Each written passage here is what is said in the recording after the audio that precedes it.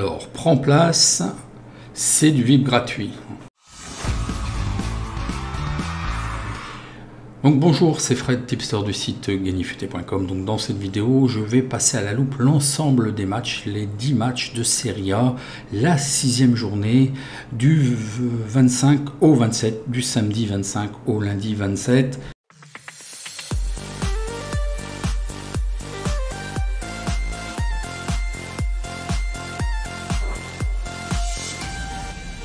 Avant toute chose, n'oubliez pas de vous abonner et d'activer la cloche de notification pour ne plus rien rater des prochaines vidéos et des posts qui pourraient être déposés dans l'onglet communauté.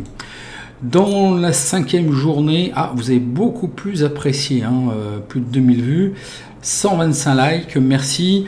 Donc je fais un petit disclaimer. Donc je vous rappelle qu'il y a les time codes, vous avez la possibilité de passer d'un prono à l'autre et de revenir sur un prono, et dans le descriptif de la vidéo aussi, vous avez les liens avec les pronostics qui vous dirigent directement sur le début de la vidéo pour tel ou tel match. Donc c'est quand même assez intéressant.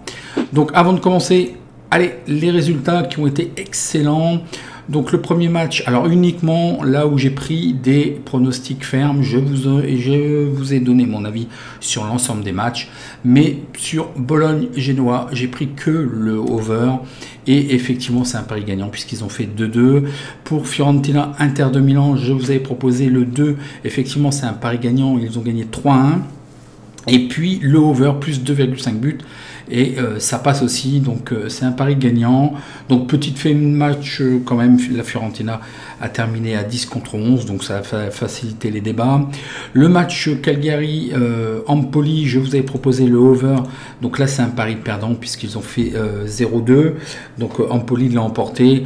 Bon, ce sont deux équipes à revoir, les deux semblaient, c'était un match assez haché et vraiment très peu intéressant, beaucoup de nervosité. Bon, pour nous, pour le over, il nous manque un but, donc c'est un pari perdant. Sampdoria-Napoli, donc Napoli a donné une petite fessée à la Sampdoria en gagnant 4-0, donc voilà, c'est propre, très très propre. 4 paris gagnants, un pari perdant. Voyons voir la journée d'aujourd'hui, donc la 6e journée de la Serie A du 25 au 27. Voilà, le premier match est Spezia, 13e contre l'AC Milan. Donc voilà, bon, Spezia vient de enfin gagner son premier match. Milan est très très régulier. Ils ont fait une mi-temps mitigée la première partie contre la Juve, mais ils se sont très bien repris en seconde mi-temps. Ils pouvaient même l'emporter. Côté des absents, Spezia a 4 absents, dont 2 joueurs quand même importants. Et donc c'est un défenseur et un attaquant. Pour ce qui est de l'AC Milan, il y a 7 joueurs absents. C'est pas tellement de bon augure pour la Ligue des Champions. Et il y a 4 joueurs aussi, enfin 2 certains, vu le positionnement, vu l'utilisation par l'entraîneur, 2 joueurs qui sont quand même gênants pour le dispositif tactique. Ce sont 2 défenseurs absents. Et puis en attaque, il y a toujours Giroud et Ibrahimovic qui sont absents. Donc ça ferait pratiquement 4 joueurs clés absents dans le dispositif. Attention. Pour ce qui est des statistiques, Spezia comptabilise que 2 victoires en 13 matchs. Ils ont encaissé au moins 1 but dans leurs 21 derniers matchs. Et ils concèdent en moyenne à domicile 2 buts par match. Bon, je pense qu'il y aura des buts effectivement, surtout qu'en face c'est l'AC Milan. L'AC Milan est invaincu dans ses 10 derniers matchs. Ils sont invaincus dans 36 des 43 derniers matchs. Et ils marquent justement en moyenne 2 buts par match. Donc le score est déjà fait vraisemblablement. Les books voient Milan favori à 1,50. Je vous proposerai le 2. Bon, je pense que Spezia est quand même beaucoup plus faible. Score probable 2-0, et je prendrai le 2 sec, la victoire de l'AC Milan.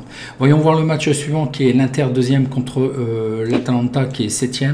Voilà, toujours une très belle régularité de l'Inter.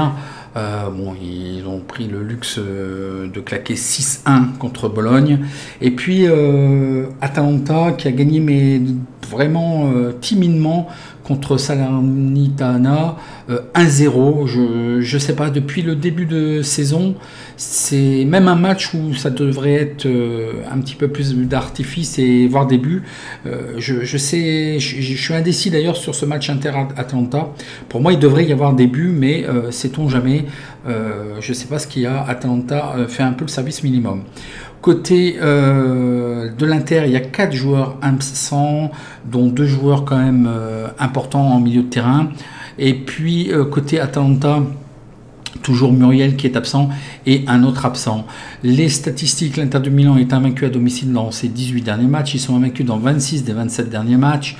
Ils sont invaincus à la mi-temps dans les 17 derniers matchs à domicile. L'Inter de Milan a marqué un but dans ses 24 derniers matchs. Donc ça, c'est intéressant. Et ils ont marqué 2 buts lors des 10 derniers matchs en Serie A. Pour l'Atalanta Bergame, ils sont invaincus à la mi-temps dans les 15 derniers matchs. Ils sont invaincus dans 30 des 34 derniers matchs. Ils sont sur une série de 4 victoires à l'extérieur. Et ils ont marqué au moins un but dans leurs 8 derniers matchs à l'extérieur. Donc ça devrait marquer des deux côtés. On devrait avoir des buts. L'Inter est donné favori à 2-10. L'Atalgo détecte le 1. Moi, je verrais bien quand même l'Atalanta essayer de faire un résultat. Et ce qui m'a l'air d'être assez probant, c'est le over. Score probable 1-1. Alors, je suis vraiment indécis du score parce que normalement, c'est un match où il devrait avoir quand même beaucoup de buts. Peut-être 2-1, 3-1, 2-2. Donc, dans ce cas-là, je validerai assurément pas le over, non, c'est le BTS. Les deux équipes marquent. Justement, j'ai un doute avec le over. Et puis, je sécuriserai le match nul. Donc, je jouerai match nul remboursé si 1. Et dans ce cas-là, si les deux passent, on aura une cote cumulée de 2,96. Donc, c'est vraiment pas mal. Si c'est uniquement le match nul qui passe, on aura quand même gagné avec une cote de 1,96, ce qui est aussi pas mal. Le match suivant est Genoa contre Hellas Vérone, le 15e contre le 14e. Donc voilà, rien de folichon, ça sera certainement 2 effectifs à revoir quand même. On va passer très très vite. Le Genoa a 2 absents, Verona a 4 absents. Rien de grave au niveau des titulaires.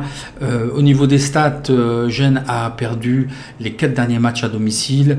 Ils ont uniquement gagné un seul match lors des 10 derniers matchs à domicile. Ils ont marqué un but dans leurs 19 derniers matchs à domicile et il y a eu plus 2,5 buts dans les 5 derniers matchs de Serie A. Pour ce qui est de Hellas Vérone, ils ont enregistré que 3 victoires, mais j'ai omis de noter sur combien de matchs. Sur 21 matchs. Et puis ils ont concédé au moins un but dans leurs 14 derniers matchs. On a vu que Genoa marquait au moins un but. Ils peuvent un petit peu dominer et peut-être verrouiller et fermer. C'est quand même Hellas Vérone qui est favori à 2,50. L'alerte algo détecte rien. Moi, je donnerais ma préférence quand même au Genoa. Probablement quand même des buts, un over. Et puis, ah oui, j'avais oublié de vous dire que c'était une bête noire aussi. Donc le Genoa est une bête noire pour Hellas Vérone, puisque lors des 8 derniers matchs, ils ne l'ont plus emporté. Donc là, ce qui serait bon, ce serait le 1. Vraisemblablement, c'est Hellas Vérone qui est donné. Moi, je verrais plutôt Genoa, peut-être 2-1. Et puis le over, vu qu'il y a une divergence entre les cotes et moi, et puis la sécurisation va être un petit peu difficile, je ne prendrai que le over plus 2,5 buts. Donc voilà pour ce match. Le match suivant est la Juventus contre la Sampdoria. Et la Juventus, est-ce que vous le croyez, est à la porte de la relégation, 18e avec 2 points, et la Sampdoria est 11e avec 5 points. Donc voilà, franchement décevant ce début de saison pour la Juve. Il y a 3 absents, dont Chiellini qui est en défense, qui peut être gênant. Et la Sampdoria, une belle régularité. 2 absents et un joueur important au milieu de terrain, mais rien de grave. Très peu de statistiques, mis à part qu'il ne marque que 0,5 buts à domicile, la Juve. C'est vraiment trop peu. Et puis aucune stat de la Sampdoria, malgré qu'ils restent invaincus sur leurs 3 derniers matchs. Ça alterne domicile et extérieur. Donc voyons voir les données, on va pas s'attarder. Là, c'est injustifié, une cote de 1,40 pour la Juventus. Ça ne reflète en rien. L'alerte algo nous détecte rien. Moi, je verrais sur le papier la victoire de la Juventus. Mais sait-on jamais, est-ce que la Sampdoria serait capable d'accrocher et de faire un match nul? Pourquoi pas 1-1? On voit que c'est quand même très très fébrile au niveau de la Juve. Je prenais rien sur ce match. Le match suivant est Empoli contre Bologne. Donc Empoli est 16e avec 3 points et puis Bologne est 9e avec 7 points. Voyons voir le face-à-face. Donc rien d'extraordinaire côté Empoli, c'est un petit peu mieux côté Bologne, mis à part le 6-1 contre l'Inter. Avant ça, c'était quand même intéressant, d'autant plus un bon match nul contre l'Atalanta. Je pense que Empoli est quand même à leur portée. Au niveau des effectifs, Empoli a un absent, Bologne a 2 absents, mais rien de grave. Côté des statistiques, Empoli a été battu à la mi-temps et à la fin du temps réglementaire lors des 3 derniers matchs à domicile. Ils sont sur 3 défaites consécutives à domicile. Il y a eu plus 2,5 buts dans les 3 derniers matchs à domicile. Et ils concèdent 2,67 buts lors de leurs matchs à domicile. Côté Bologne, ils comptabilisent uniquement 3 victoires à l'extérieur. Et par contre, ils concèdent aussi 3 buts dans leur match à l'extérieur. Mais ça, c'est dû au score de l'Inter 6-1. Hein, donc voilà. Bon, je pense que là, Empoli est quand même à leur niveau. Le favori, c'est Bologne à 2,30. L'alerte algo voit rien. Moi, je vous proposerais effectivement de beaucoup plus prendre Empoli. Bon, c'est à revoir. Est-ce qu'ils vont avoir un coup derrière la tête avec là le 6-1 sur le dernier score qui leur a fait peut-être mal. Le over, je pense qu'aussi il y aura des buts parce que Bologne est quand même assez généreux. 2-1. Je ne sais même pas si Empoli sera capable de marquer un but. Peut-être 2-1, 3-0. 2-0 pour Bologne. Je ne prendrai rien, j'attends de voir l'attitude de Bologne et puis de voir si Empoli réagit. Le match suivant est Sassuolo contre Salernitana. Alors Sassuolo est 12e avec 4 points et Salernitana est la lanterne rouge avec 0 points. Rien d'extraordinaire sur cette équipe. Hein. Bon, il faut pas falloir attendre grand chose. Je pense qu'ils vont repartir de là. Ils sont venus. Sassuolo 2 absents, un petit peu gênant quand même. Je pensais qu'il y aurait eu plus d'attraction au niveau des buts, beaucoup plus de buts côté Sassuolo. C'est pareil, je les trouve un petit peu en dedans, comme Atalanta en fait. En général, c'est quand même des feux d'artifice. Mais bon, c'est en dedans. Et puis ils viennent de perdre contre Torino, donc ils doivent se rattraper tout de suite. Et je pense qu'en face, voilà, c'est quand même un client à leur portée. Côté des absents, donc 2 absents côté Sassuolo, Salernitana 3 absents, donc un joueur gênant en défense. Les statistiques, Sassuolo a perdu ces 2 derniers matchs. Sassuolo n'a pas perdu et est invaincu dans 9 des 11 derniers matchs à domicile. Lors des 3 derniers matchs à domicile, il y a eu moins 2,5 buts et Salernitana a marqué en moyenne 0,8 buts. C'est très peu, il y a très peu de stats, hein, mis à part qu'ils sont sur 4 défaites consécutives. Voyons voir les données sur ce match. Donc Sassuolo est donné favori à 1,40. Je pense que la cote est un petit peu trop faible. L'alerte algo détecte rien. Moi je vous dirais le 1, mais la cote me semble quand même un peu trop faible, même si je pense qu'ils vont gagner certainement 2-1, 2-0, 3-1. Je ne prendrai rien sur ce match. Le match suivant est Udinese-Fiorentina. Alors, Udinese est 8e avec 7 points et la Fiorentina s'invite dans le top 5 avec 9 points. Ils sont 5e. Donc une belle régularité des deux côtés, un petit stop, mais il faut les excuser, mais le score a été un petit peu élevé contre Napoli. Espérons qu'ils réagissent. Ils ont pris quand même 4-0 au Udinese. Et puis la Fiorentina reste sur 3 victoires. Au niveau de l'Udinese, ils ont un joueur absent. Côté Fiorentina, 4 joueurs absents, dont un attaquant et un milieu de terrain. Ça peut être gênant. Pour ce qui est des statistiques, Udinese a gagné un seul match à domicile. Il y a eu plus 2,5 buts dans leurs 3 derniers matchs à domicile et ils ont encaissé une moyenne de 2 buts par match. Pour ce qui est de la Fiorentina, dans les 5 derniers matchs, il y a eu plus 2,5 buts et ils ont concédé en moyenne 1,67 buts. Donc peut-être quand même des buts sur cette partie. Fiorentina est donné favori à 2,20. Moi, je pense que, bon, mis à part le match contre Napoli, je pense que Udinese est quand même peut-être capable d'accrocher, même peut-être mieux. Je vous dirais le match nul. Par contre, je ne sais pas dans quel sens. Je pense que ça pourrait basculer d'un côté comme de l'autre. Je pense qu'on va avoir du spectacle les débuts, probablement 2-2. Moi, je validerai le over. Je vous conseille le over et je validerai effectivement le over plus 2,5 buts dans le match. et je pense qu'on va avoir des buts, quelque chose comme 2-2, 3-1, mais à savoir dans quel sens ça va basculer, peut-être 2-1 même, mais dans quel sens ça va basculer, là ça me semble assez improbable. Le plus sûr, ce sera de jouer le over, plus 2,5 buts sur ce match. Le match suivant est la Lazio contre Rome. Voilà, la Lazio, un petit coup d'arrêt contre Cagliari, ils se sont fait attraper. Bon, c'est un match aussi où ils pensaient peut-être l'avoir gagné, et trop facilement. Il faut qu'ils se reprennent. Et puis Rome, un petit coup d'arrêt bizarrement contre Vérone, 3-2. Donc là aussi, il faut des deux côtés qu'ils se reprennent. La Lazio a 2 absents. Rome a 2 absents, dont un gênant en défense. Au niveau des statistiques, la Lazio est invaincue dans ses 15 derniers matchs à domicile. Lors de 18 des 21 derniers matchs, la Lazio est invaincue. À domicile, il comptabilise aucune défaite dans les 15 derniers matchs et il concède une moyenne de 1,5 buts à domicile. Ça, c'est un peu gênant. Par contre, ils ont marqué une moyenne de 4 buts par match, mais c'est un peu normal. C'est avec les scores, genre le 6-1 avec Spezia, c'est pas à relever quand même. L'AS Rome est invaincu dans 14 des 17 derniers matchs. Ils ont gagné seulement un de leurs 9 derniers matchs à l'extérieur, donc attention. Et lors des 9 derniers matchs, ils ont marqué au moins un but. Il y a eu plus 2,5 buts dans les 4 derniers matchs à l'extérieur de l'AS Rome, donc des buts des deux côtés. Je pense que voilà, vous avez vu le sens de mon prono. Je pense que les deux doivent se rattraper.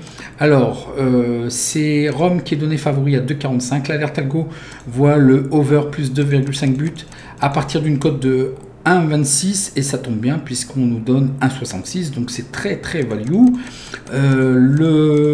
Moi je vous conseille, bon là sur le score, peut-être un match nul, une neutralité, je sais pas pourquoi j'ai mis 2-1. Non, je pense que les deux vont vouloir se rassurer et doivent se reprendre. Ils ont aussi des échéances en Europe sur les coupes européennes. Peut-être un match nul 1-1, 2-2. Moi, ce qui me semble assez certain, voire peut-être que ça basculera d'un côté comme de l'autre, ce qui me semble assez certain, c'est qu'il y aura des buts.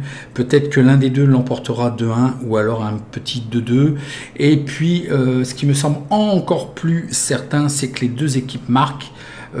Donc, je validerai les deux, le over et les deux équipes marquent. Voyons voir le match suivant qui est Naples contre Cagliari. Naples est premier avec 12 points et puis Cagliari est avant-dernier, 19e avec 2 points. On est dans les extrêmes, on va pas trop s'attarder sur ce match-là. Napoli, hein, rien à dire. Cagliari, bon, ils ont réussi quand même à accrocher la Lazio, ce qui est pas mal. Maintenant, il faut qu'ils confirment. Napoli, 2 absents. Cagliari, 5 absents. Est-ce que c'est ces absents, on est qu'en début de saison, qui se font sentir au niveau de l'effectif, dont un Zappa, un défenseur qui peut être gênant. Il a été beaucoup utilisé depuis le début de saison par l'entraîneur. Napoli est invaincu dans ses 14 derniers matchs. Ils sont invaincus dans 19 des 20 derniers matchs. Ils sont sur 5 victoires consécutives à domicile. Ils ont marqué un but dans leurs 31 derniers matchs. Ils ont marqué au moins 2 buts dans leurs 5 derniers matchs. Bon, donc tout va bien, il n'y a rien de tout est propre. Au niveau de Cagliari, ils comptabilisent que 6 victoires dans leurs 36 matchs. Et puis ils sont quand même invaincus à l'extérieur dans 5 des 6 derniers matchs. Donc voilà, ils nous ont prouvé qu'au niveau de la Lazio, ils ont réussi aussi de les accrocher. Attention qu'ils ne fassent pas une mauvaise surprise à Napoli, je ne crois pas. Et dans un autre stat intéressante, c'est qu'ils encaissent une moyenne de 3 buts par match, ce qui est quand même assez énorme. Alors, les données nous disent Napoli, bon, c'est malheureux, la cote est massacrée, 1,28, c'est pour ça que l'Alert Algo ne doit pas le prendre. Alors, je vous mettais 1, mais attention à la cote, non, 1,28, c'est trop bas. Je pense que Napoli va l'emporter 2-0, peut-être 3-0. Voilà pour ce match, je ne me prendrai rien. Je suis pas certain de prendre le over plus 2,5 buts. Ça peut faire 2-0, 3-0. Restez à l'écart, il y a des meilleures opportunités. Venezia contre Torino. Bon, rien d'extraordinaire, hein. Mis à part Torino sur les 2 derniers matchs là qui reviennent bien, ça fait plaisir. Ils ont quand même réussi, c'est pas évident de gagner contre Sassuolo. Pour ce qui est de Venise, une seule victoire dans les 4 derniers matchs. Il y a 3 joueurs absents. Et puis côté Torino, 5 joueurs absents, mais rien de grave des deux côtés. Vraisemblablement, ils alternent. Ce ne sont pas des joueurs vraiment pour l'instant où je peux qualifier de déterminant ou de faisant partie de l'équipe type. Pour ce qui est de Venezia, il marque 0,6 buts, donc il n'y a que ça comme stat. Et puis pour ce qui est de Torino, ils ont gagné uniquement un seul match à l'extérieur lors des 6 derniers matchs. Donc voilà, c'est quand même un petit peu faible. Bon là, je pense que l'adversaire est quand même prenable pour Torino. Je n'ai pas les cotes puisque ça sera un match le 27. Donc bon, je verrai plutôt Torino le 2 et puis certainement 1-0, 2-0 pour Torino. C'est une question de cote. Est-ce que il serait capable de se faire accrocher? Peut-être pas. Voilà, 1-0, 2-0. Je verrai plutôt le 2, il faut voir la cote. Inscrivez-vous sur les réseaux sociaux, surtout Twitter, ça m'a l'air d'être le seul réseau social où vous recevez en direct les notifications. Voilà, c'était le dernier match. Si vous avez apprécié, un petit like. Si vous avez des questions, posez-les-moi en commentaire. Dites-moi si vous avez gagné lors de la dernière journée, puisque c'était quand même très fructueux. Dites-moi ce que vous pensez voir. Peut-être qu'avez-vous vu un pronostic plus judicieux que moi. Je vous dirai souvent, être bon pronostiqueur c'est bien, mais il faut être surtout un très bon parieur. C'est là où vous allez faire la différence. En attendant, bon match et merci.